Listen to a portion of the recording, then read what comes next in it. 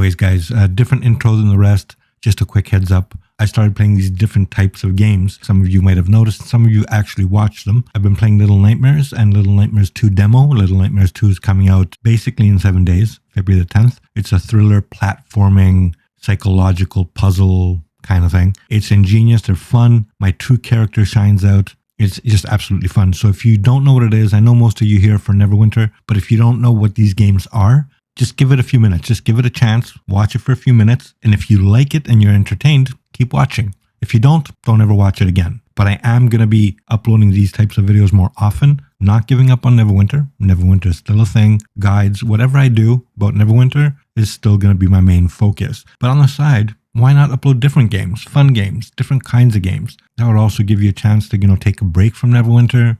Just sit back, relax, and watch me make a fool of myself and make you laugh. Maybe it'll turn out that you might like these games and buy them for yourselves or just download them for yourselves. I just think it's a good thing. Just give it a chance. That's all I'm saying. Give it a chance. And it's not just going to be Little Nightmares.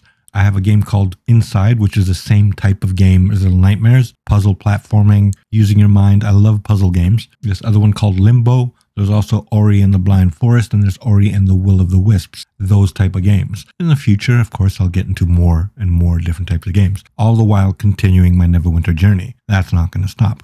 So I guess to make a long story short, because I'm blabbing my mouth way too much in this intro, give it a chance. That's all. Just give those videos a chance. They're uploaded right now. More are going to come.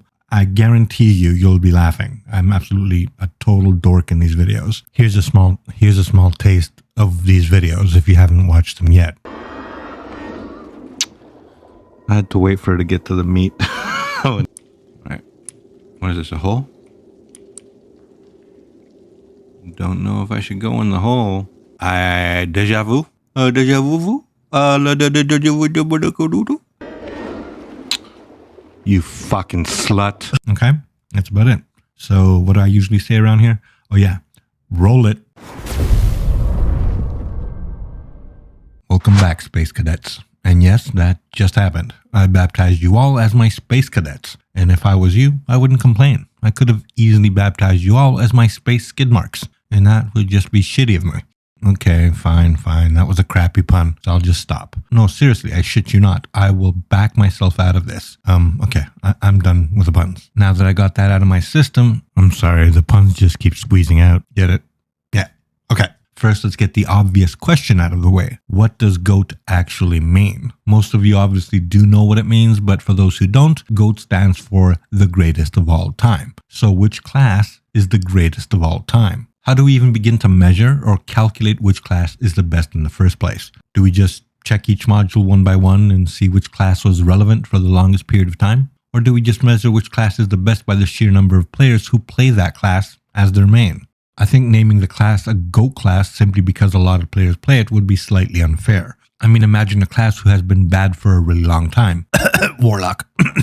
And I'm not talking about now, so please, Warlocks, do not get your panties in a twist. But despite the fact that they sucked for back-to-back-to-back modules, they were the GOATs of the classes because they were played the most. It makes no sense. I think it is safe to say that that isn't a good way to determine the GOAT class.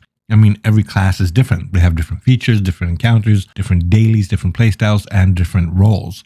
Basically, everything's different. So then do we determine the GOAT class by how difficult or easy they are to play or learn? Some would say the GOAT class is probably the easiest classes to play because not to be Captain Obvious, but they are easier. Thus, they are better because they are easier. But then somebody could say if it's easier to play, which also means if it's easier to play, you can be more consistent in the long run and make fewer mistakes due to lack of difficulty, thus making it the GOAT class. Or can it be that the GOAT class is the one that requires the most skill to play? There were modules where the Great Weapon Fighter, which is today's Barbarian, had huge stretches where it was the undeniable best DPS class around. There were also stretches where the best tank by far was the Paladin. And then there were stretches where the Clerics were the best healers consistently. Each class for the most part has had their time in the limelight and was the best class in a certain module at a certain point in time. But there are classes that outshine others due to how important having them in your group actually is. For example, back when double clerics were a thing in dungeon runs, especially speed runs, and assuming you definitely needed one spot to be taken up by the tank, then that setup left little room for variety. Dungeons can only have 5 players. If 2 spots are always taken by the clerics and 1 by a tank, then most classes are left out, thus making them not that important, so not part of the GOAT class conversation. So is the GOAT class one of the 5 main you always want in your groups? Do any of you remember for how long the Great Weapon Fighter was the only DPS class people asked for when forming groups?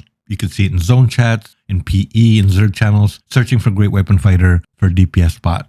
Just the Great Weapon Fighter, nobody else. Everybody else was discarded.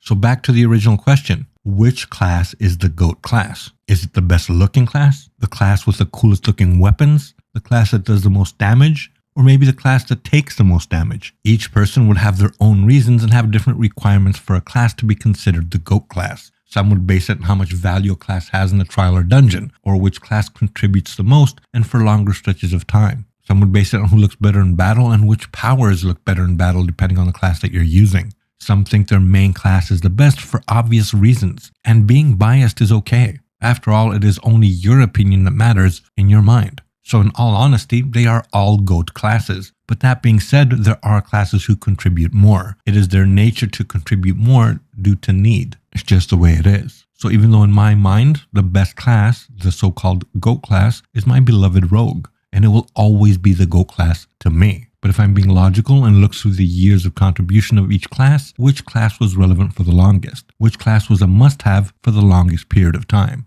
And this is just my opinion. You don't have to agree with me.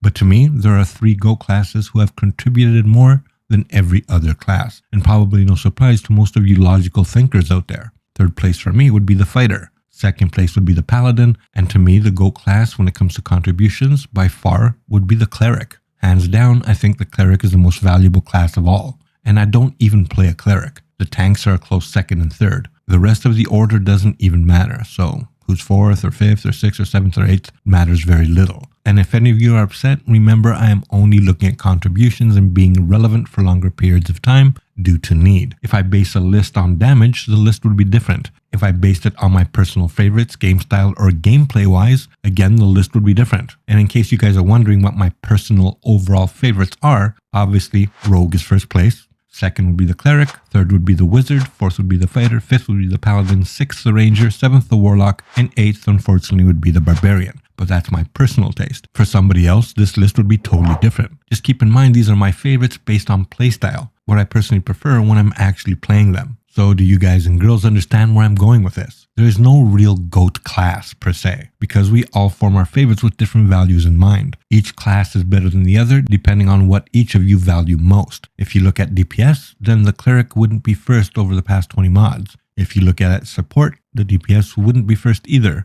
and so on and so forth. And that is why I mentioned if there was to be a way to figure out the GOAT class, I'd personally go with overall stability, contributions, and how much each class has been needed over the years. So which class is the GOAT class?